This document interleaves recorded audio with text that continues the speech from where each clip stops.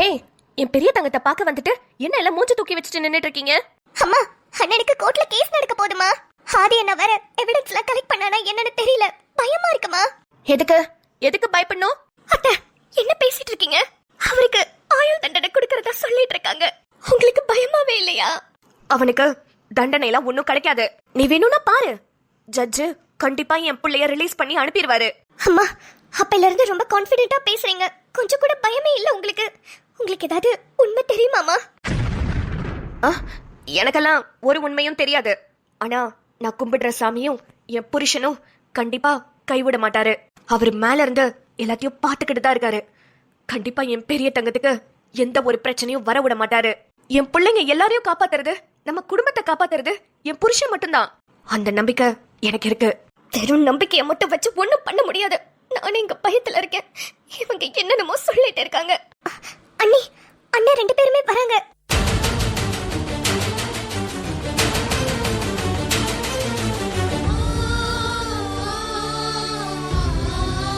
என்னங்க?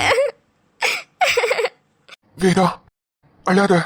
அண்ணா, உன்னை இப்படி பார்க்கவே கஷ்டமா இருக்குண்ணே. லட்டு, எனக்கு ஒண்ணும் இல்லம்மா. அதேனா, என்னண்ணா, என்ன நடக்க போகுது? தெரியல லட்டு, என்னால முடிஞ்ச அளவுக்கு நான் முயற்சி பண்ணிட்டேன். இதுக்கு மேல எனக்கு டைமும் இல்ல. விடிய விடிய உட்காந்து எப்படி தேடினாலும் எனக்கு ஒண்ணுமே கிடைக்கல. என்னடா இப்படி சொல்ற? நீ இருக்க, நீ அண்ணனை பாத்துக்குவேன்னு நினைச்சது நாங்களாம் அங்க நிம்மதியா இருந்தோம். ஆனா இப்படி கோர்ட்ல வந்து காலங்காத்தால இப்படி ஒரு வார்த்தையை சொல்ற. என்ன என்னடி பண்ண சொல்ற? நான் எல்லா வகையிலும் முயற்சி பண்ணிட்டேன். எப்படி பார்த்தாலும் இவருதான் கொலை பண்ணாருன்னு உறுதியா இருக்கு. ஃபிங்கர் பிரிண்ட் எக்ஸாக்டா மேட்ச் ஆகுது.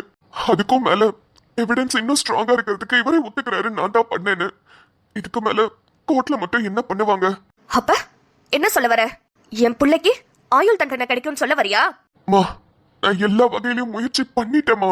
நீ என்ன வேணும்னாலும் சொல்லுப்பா. ஆனா என் பிள்ளைக்கு எந்த தண்டனையும் கிடைக்காது. அம்மா, என்ன சொன்ன? எல்லா வகையிலும் முயற்சி பண்ணிட்டியா? நீ ஏதோ ஒரு இடத்துல தப்பு பண்ணிருக்காதே, அதனாலதான் உனக்கு இன்னும் குற்றவாளி கண்டுபிடிக்க முடியல. அம்மா, என்னம்மா சொல்றீங்க? அம்மா, அவனை ஏமா குழப்பறீங்க? வேண்டாம், விட்டுருங்க. ஆதி, உனக்கு சின்ன வயசுல இருந்தே ஒரு விஷயம் ரொம்ப பிடிக்கும்பா. நாங்க உண்மையை சொல்றோமா பொய் சொல்றோமா, ஒன்னு காணோம்னா அதை எப்படி கண்டுபிடிக்கிறது என்ன ஏதுன்னு நீ அப்பையில இருந்தே எல்லாத்தையுமே பண்ணிட்டு இருப்ப. இந்த போலீஸுங்கிறது வெறும் யூனிஃபார்ம் இல்ல உனக்கு, அது ஒரு ரத்தத்திலே ஊர்ன விஷயம். ஏன்னா உங்க அப்பா மிலிட்டரி, அவர்கிட்ட இருந்து வந்ததுதான் இந்த போலீஸ் ரத்தம். நீ எப்படி இந்த விஷயத்த விட்டன்னு எனக்கு புரியலப்பா. யாரு என்ன வேணும்னாலும் சொல்லட்டும், அத நம்பாத. உன்னோட பாதையில நீ போய் விசாரி, சீக்கிரமாவே கண்டுபிடிச்சிடலாம். அம்மா, ஆமா, டைம் இல்லைன்னு மட்டும் நினைக்காத. ஒரு நொடியும் ரொம்ப முக்கியமான டைம் தான். இப்ப கொஞ்ச நேரத்துல உங்க அண்ணனை கோர்ட்ல நிறுத்திடுவாங்க. ஜட்ஜு தீர்ப்பு சொல்ற வரைக்கும் உனக்கு டைம் இருக்கு. நீ எங்க விட்டியோ அங்க இருந்தே போய் ஆரம்பி. அம்மா. பெரிய தங்கம், ஜட்ஜு வெயிட் பண்றாரு, உள்ள போலாமா? சின்ன தங்கம், நீ போப்பா, போய் உன் வேலைய பாரு. இவங்க என்ன பேசுறாங்க, என்ன பண்றாங்க, ஒண்ணுமே புரியல. ஆமா, அம்மாக்கு என்னாச்சு? சரிம்மா, நீங்க சொல்றத கேட்டா நான் மறுபடியும் விசாரணைய முதல்ல இருந்து ஆரம்பிக்கிறேன். அண்ணனை கூட்டிட்டு நீங்க எல்லாரும் கோர்ட்குள்ள போங்க. என்னமோ நீங்க பேசினதுக்கு அப்புறம் புதுசா ஒரு தைரியம் கிடைச்ச மாதிரி இருக்கு. நான் போய் தேடுறேம்மா, தேடி பாக்குறேன். சரிப்பா, பத்திரமா போயிட்டு வா. சரிம்மா.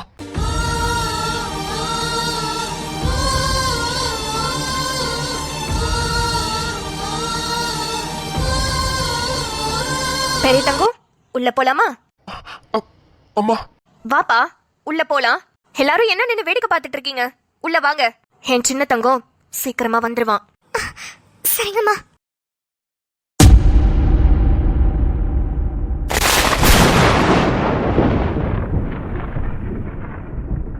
மதிப்பிற்குரிய நீதிபதி அவர்களே, வணக்கம். வணக்கம். சக்திவேலோட கொலைகேஸ் தானே இன்னைக்கு? ஆமாங்க ஐயா, அதுக்கான பேப்பர்ஸ் எல்லாமே உங்க டெஸ்க்கு ப்ரொடியூஸ் பண்ணியாச்சு. நான் பாத்துக்கிறேன், வர சொல்லுங்க. முத்துமொழி, முத்துமொழி, முத்துமொழி. ஐயா வணக்கம். வணக்கம்ப்பா, நீங்க தான் முத்துமொழியா? ஆமாங்க ஐயா. சக்திவேல கொலை பண்ணது நீங்க தானா? ஆமா. எதனால அவரை கொலை பண்ணீங்க? ஒரு உயிரை எடுக்கிறது தப்புன்னு உங்களுக்கு தெரியாதா? இல்ல, தெரியும். அவரு என்ன கொலை பண்ண வந்தாரு. அப்ப அதை தடுக்கும் போது தெரியாம அவரு மேல பட்டுருச்சு. அப்ப தவறுதெல்லாம் நடந்துருச்சுன்னு சொல்றீங்க? ஆமா சார், நான் வேணும்னே போய் அவரை ஒண்ணும் பண்ணல. சரி, நீங்க வேணும்னு பண்ணலன்னு சொல்றீங்க. ஆனா அவர் எதுக்கு உங்களை கத்தியால குத்த வந்தாரு? அது நான் ரைஸ் மில் வச்சிருக்கேன், அதுல ஒரு சின்ன பிரச்சனை வந்துருச்சு. அதனாலதான் பிசினஸ் விஷயமா அவர் என்ன கொலை பண்றதுக்கு ட்ரை பண்ணாரு அப்படின்னு நினைக்கிறேன். அவ்வளவுதான் எனக்கு தெரியும். அப்ப இந்த ரைஸ் மில்ல தாண்டி உங்களுக்கு சக்திவேல பர்சனலா தெரியாதா? தெரியாது சார். சரி, நீங்க சக்திவேல் வீட்டுக்கு போனப்போ சக்திவேல் வீட்ல யார் யார் இருந்தாங்க? அதெல்லாம் எனக்கு தெரியாது. நான் சக்திவேல் வீட்டுக்கு போனப்ப யாருமே இல்ல வீட்ல. வெளியவே நின்னுதான் பேசிட்டு இருந்தோம். அப்பதான் அவர் என்ன கத்தியால குத்தும் போது நான் தடுத்தேன். அவர் வயித்துல குத்திருச்சு. அவரோட மனைவி ஒருத்தவங்க இருந்ததா சொல்றாங்க. அவங்க பேரு கூட சந்தியான்னு இருக்கு. அவங்கள நீங்க சக்திவேல் வீட்டுக்கு போனப்ப பாக்கலையா? பாக்கலங்க ஐயா, நான் அவங்க வீட்ல யார் யார் இருந்தாங்கன்னா பாக்கல. அன்னைக்கு நீங்க பாக்கல சரி. ஆனா இதுக்கு முன்னாடி ரைஸ் மில்னால உங்களுக்கும் அவருக்கும் பிரச்சனை வந்துச்சுன்னு சொன்னீங்களே, அப்ப கூடவா அவருக்கு மனைவி இருக்குன்றது உங்களுக்கு தெரியாம இருந்திருக்கும்? சார், எங்களுக்கு ஆரம்பத்துல இருந்தே பிரச்சனை தான். அதனால அவங்க குடும்பத்தை பத்திலாம் நான் பெருசா எதுவும் விசாரிக்கல.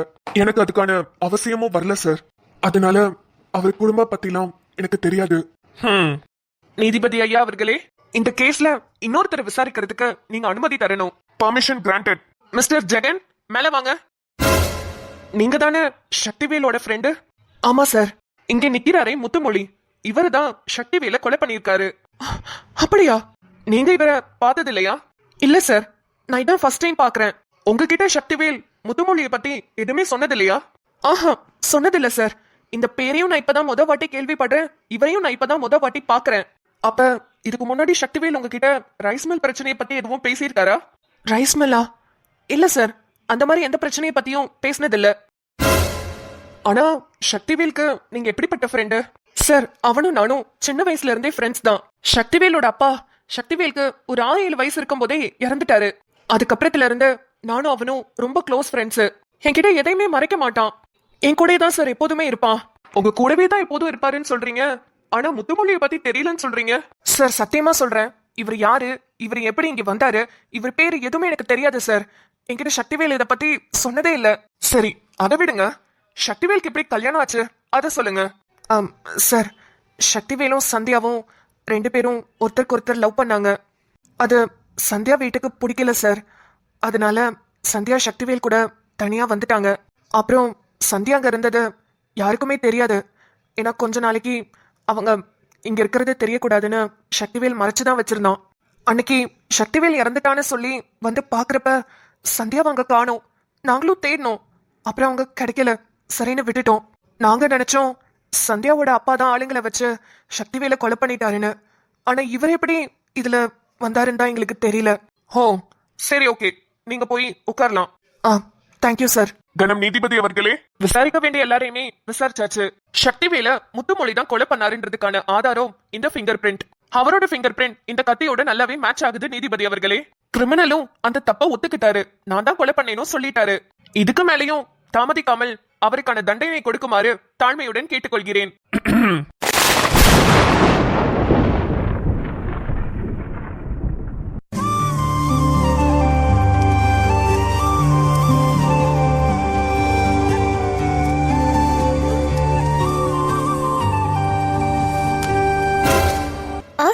அட யோ வீரா, செம்பா, என்னையா வாசல்ல இப்படி உட்கார்ந்திருக்க? உன்னை ஊடு ஃபுல்லா தேடிட்டு வரேன். மனசே சரியில்லை செம்பா. என் பேரன் ஜெயிலுக்கு போயிட்டான்ல, அவனுக்கு என்ன தீர்ப்பு சொல்ல போறாங்கன்னு ரொம்ப மனசெல்லாம் படபடன்னு இருக்கு. யாரையா அதுக்கா கஷ்டப்பட்டுட்டு இருக்க? உனக்கு நான் ஒன்னு சொல்லிட்டா, நம்ம யாருக்கும் கெடுதல் நினைச்சதில்ல, நல்லது மட்டும்தான் நினைச்சிருக்கோம். அதனால நீ ஒன்னும் கவலைப்படாத. நம்ம பேரப்பிள்ள நம்ம கிட்ட வந்துருவாப்ல. அது உண்மைதான் செம்பா. ஆனா இருந்தாலும் மனசுக்குள்ள நெருடலாவே இருக்கு. இந்த கொலை பண்றது, போலீஸ் ஸ்டேஷனுக்கு போறது, ஜெயில போறது, கோர்ட்டுக்கு போறதுன்னு எந்த பழக்கமுமே இல்லாத குடும்பம்ல. இப்படி திடீர்னு என் பேரப்பிள்ளைய வந்து அரெஸ்ட் பண்ணி கூட்டிட்டு போயிட்டாங்க. அதான் மனசுக்கு கஷ்டமா இருக்கு. புரியுதையா? இருந்தாலும் என்ன பண்றது, நம்ம நேரம் அந்த மாதிரி இருக்கு. யாரு எல்லாம் சரியா போயிரும். நம்ம பேரப்பிள்ள வந்தோடனே குடும்பமா நிக்க வச்சு இந்த இடத்துல சுத்தி போடுறேன். கண்ணுப்பட்டு போயிருக்கும்யா, வேற ஒண்ணும் இல்ல. ஆமா, நீ சொல்றதும் சரிதான். என் பேரனுக்கு புள்ள பிறந்திருக்கு, 2வதுக்கு இப்பதான் வேலை கிடைச்சிருக்கு. அதுவும் சாதாரண வேலையா, டிஎஸ்பி. என் மூணாவது பேரப்புள்ள சாலினி, அதுவும் இப்பதான் பரீட்சை எழுதி முடிச்சிருக்கு. அந்த பரீட்சையில பாஸ் ஆயிடுச்சுன்னா கலெக்டர் ஆயிரும். இப்படி எல்லா நல்ல விஷயமும் ஒன்னா வந்ததுனாலதான் குடும்பத்தில் மேல கண்ணு உளுந்துருச்சுன்னு நினைக்கிறேன். ஆமாயா, நீ சொல்றது சரிதான். எல்லா நல்ல விஷயமும் ஒன்னா வந்துச்சுல. அப்புறம் வேற உன் குடும்பத்துல எந்த நல்ல விஷயமும் நடக்கலையா? வேற என்ன பிள? இத மறந்து புட்டனே. சொல்லியா சொல்லு. என் ரெண்டாவது பேர் ஆதி இருக்கான்ல, அவனும் நிம்மதியும் ஒண்ணு சேராம இருந்துச்சுங்க. ஏன்னா அந்த பயபுள்ள இந்த புள்ளைக்கே தெரியாம கழுத்துல தாலியை கட்டி புட்டான். அதுங்க இப்ப ஒண்ணு சேர்ந்துருச்சுங்க. ரெண்டு சந்தோஷமா இருக்குதுங்க. அது கூட கண்டுபட்டுருக்கோம். வேற எதுவும் நடக்கலையாக்கும்? வேற என்ன கேக்குறா? வேற ஒண்ணும் நடக்கலையே செம்பா. அதானே, ஆம்பளைங்க புத்தி சுடுகாட்டுக்கு போற வரைக்கும் ஒரே மாதிரி தானே இருக்கும். என்ன செம்பா புசுக்குன்னு இப்படி சொல்லிப்புட்ட? பிறகு நான் உன் கூட வந்து சேர்ந்ததை சொல்லவே இல்ல பாத்தியா? ஏன்னா அது உனக்கு சந்தோஷமான விஷயமா தோணல, அதானே? சரி சரி, இருந்துட்டு போட்டோம். உனக்கு உன் புள்ள பேரன் பேத்தி தான் முக்கியம். நானா எங்க முக்கியமா தெரியற போறேன். அடியாத்தி, இத மறந்து புட்டோமே. ஐயோ கோச்சுக்கிட்டாலே. அடியே செம்பா, இங்க யாருடி? நீ வந்து சேர்ந்தத நான் சந்தோஷமா நினைக்காம இருப்பனா? அதான் நினைக்கலையே. நினைச்சிருந்தாதான் சொல்லிருப்பியல. ஐயோ செம்பா, இங்க யாரு? நம்ம பேர பிள்ளைங்களை பத்தி தானே பேசிக்கிட்டு இருந்தோம். அதான் எனக்கு டக்குன்னு ஞாபகத்துக்கு வரலடி. வர வேண்டாம். என்னத்துக்கு எங்க ஞாபகம் உங்களுக்கு வருது? உங்களுக்கு உங்க குடும்பம், உங்க பேரன், உங்க பேத்தி இவங்களாம் தானே முக்கியம். நான் என்ன அம்பட்டு முக்கியமா என்ன? ஐயோ ஏ செம்பா, இந்த பொம்பளைங்களே இப்படித்தான். ஆம்பளைங்க ஒண்ணு மறந்துட்டா போதும், அதையே புடிச்சுக்கிட்டு தொங்கிக்கிட்டு இருப்பாளுங்க. எடி செம்பா, பேசாதீன்னு சொன்னேன். எடி, நமக்கு சண்டை போடுற வயசாது. என்ன மறந்து போட்டு சண்டை போடுறேன்னா சொல்றிய? உன்னைய மறுப்பனாடி. இந்த குடும்பத்துல யாருகிட்ட வேணாலும் கேட்டுப்பாரு. எப்ப பாரு என் செம்பருத்தின்னு தான் பேசியிருக்கேன். யாருக்கிட்டையுமே உன்னை விட்டு தந்ததில்ல தெரியுமா? ஏன் நம்ம வீடியோ பாக்குற ஆடியன்ஸ்க்கு கூட தெரியும். அப்படித்தானே மக்களே? பாருங்க எப்படி என் செம்பா என்கிட்ட கோச்சுக்கிட்டு இருக்கான்னு. எம்பட்டு நாளா குடிச்சிட்டு உங்ககிட்ட எல்லாம் புலம்பி இருப்பேன், என் செம்பருத்திய காணோன்னு. பாத்தியலா எப்படி பேசுறானு? சரி, என் செம்பாவை எப்படி சமாதானப்படுத்தணும்னு எனக்கு தெரியும். என்ன தொடாதீன்னு சொன்ன. எப்பப்பா எம்பட்டு கோவம். உசுரே போகுது உதட்ட நீ கொஞ்சம் சுழி கையில. ஹோ மாம தவிக்கிற மடி பிச்சை கேக்குற மனச தாடிய மணி குயில. அக்கறை சீமையில் நீ இருந்தோம் ஐவிரல் தீண்டிட நினைக்குதுடி. அக்னி பழமுன்னு தெரிஞ்சிருந்தோம் அடிக்கடி நாக்கு துடிக்குதடி. எப்படி செம்பா நம்ம பாட்டு எப்படி? பாட்டா பாடுறிய? என்ன மாடமுள்ள பொண்ணு என்ன மருதையில கேட்டாக, அந்த மன்னார் குடையில் கேட்டாக, அந்த மாயவரத்துல கேட்டாக, சீர்சனத்தையோடு வந்து சீமையில கேட்டாக, அந்த சிங்கப்பூரிலும் கேட்டாக, அடையெல்லாம் உன்னால வேணாமன்னு சொன்னேன் தன்னால, என் மச்சாவும் மேல ஆசைப்பட்டு வந்தேன் தன்னால, அடையெல்லாம் உன்னால வேணாமன்னு சொன்னேன் தன்னால, என் மச்சாவும் மேல ஆசைப்பட்டு வந்தேன் தன்னால. அதானே என் செம்பா பாட்டுல கலக்கி போடுவாளே. நீங்க மட்டும் தான் பாட்டு பாடுவீங்களாக்கோ? நானும் பாடுவோம்ல. அப்ப கேட்ட அதே குரல் இப்ப கேட்கும் போதும் எம்பிட்டு இனிமையா இருக்கு. அதே குரலாக்கும், இனிமையா வேற இருக்குதாக்கும். ஏயா நீ வேற? பிறவு எம்பிட்டு நல்லா இருக்கு தெரியுமா என் செம்பாவோட குரலு. இப்படியே பாட்டு பாடி மயக்கிட்டியே. யாரியா இருந்தாலும் நீ என்ன மறந்ததுக்கு கண்டிப்பா உனக்கு பனிஷ்மெண்ட் உண்டு. இப்ப வேணா என்ன பாட்டு பாடி சமாதானப்படுத்தி சிரிச்சிருக்கலாம். ஆனா பிறவு பாத்துக்கிறேன் உன்னைய.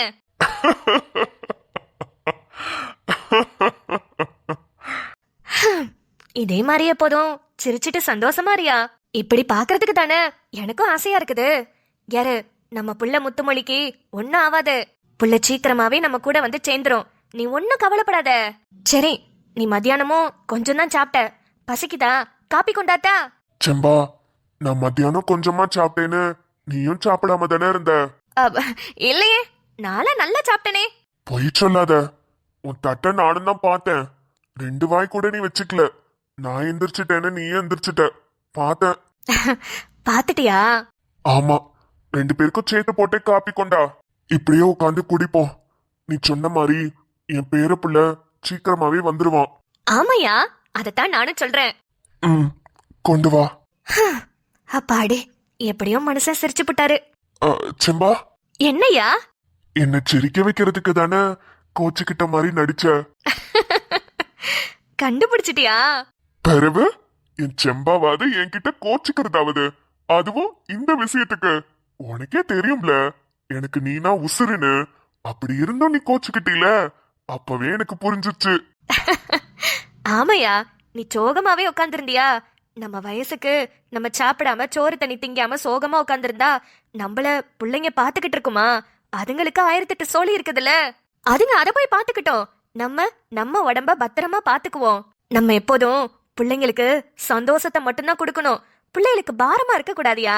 அப்படி இருக்கிறோன்னு தெரிஞ்சு புட்டாலே அன்னைக்கே நம்ம உசுர விட்டுறணும். நம்ம காலத்தை நம்ம வாழ்ந்து தள்ளிட்டோம்.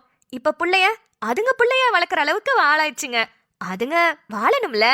அதுக்கு நம்ம நல்லா சாப்பிட்டு தெம்பா அதுங்களுக்கு ஆறுதல் சொல்லணும். அதுக்குத்தான் உன்னை சிரிக்க வச்சேன். ஆமா செம்பா, நீ சொல்றது 100க்கு 100 உண்மை. சரி இரு, நான் போய் காப்பி எடுத்தாரேன். ம், சரி. என் மச்சாவும் மேல ஆசைப்பட்டு வந்தேன் தன்னால. கழுத பாடிட்டு ஓடுது. இம்பட்டு நாளா எங்க இருந்த செம்பா? இப்பதான் எனக்கு மனசுக்கு நிம்மதியா இருக்கு தெரியுமா? தீராத காதல் தீயாக மோத தூரங்கள் மடை மாறுமோ வான் பார்த்து எங்கும் சிறு புள்ளின் தாகம் காதல்கள் நிறைவேற்றோ. நீங்க தான் கொலை செஞ்சீங்கன்னு ஒத்துக்கிறீங்களா? ஆமா சார். சரி, இப்போ தீர்ப்பை படிக்கிறேன், நல்லா கேளுங்க. குற்றவாளியே தான் செய்த கொலை குற்றத்தை ஒப்புக்கொண்டதால் அவருக்கு 14 வருடங்கள் சிறை. இல்ல, நிறுத்துங்க நிறுத்துங்க, வேண்டாம்.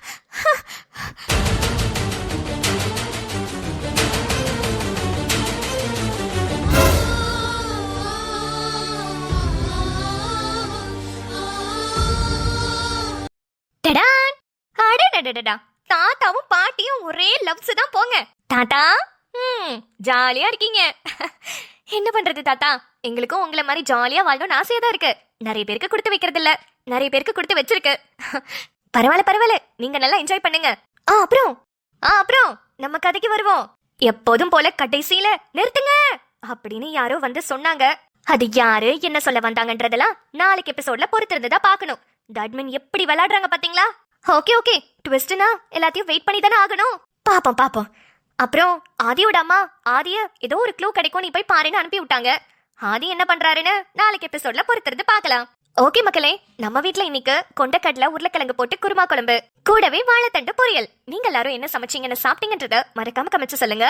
அப்புறம் உங்களுக்கு இந்த வீடியோ பிடிச்சிருந்தா வீடியோக்கு ஒரு லைக் கொடுத்துட்டு உங்க ஃப்ரெண்ட்ஸ் அண்ட் ஃபேமிலிக்கும் ஷேர் பண்ணிடுங்க. நீங்க என்ன நம்ம சேனலை சப்ஸ்கிரைப் பண்ணாம பாக்குறீங்கன்னா மறக்காம சப்ஸ்கிரைப் பண்ணி வச்சுக்கோங்க. நாளை வீடியோவில் சந்திப்போம். பாய்.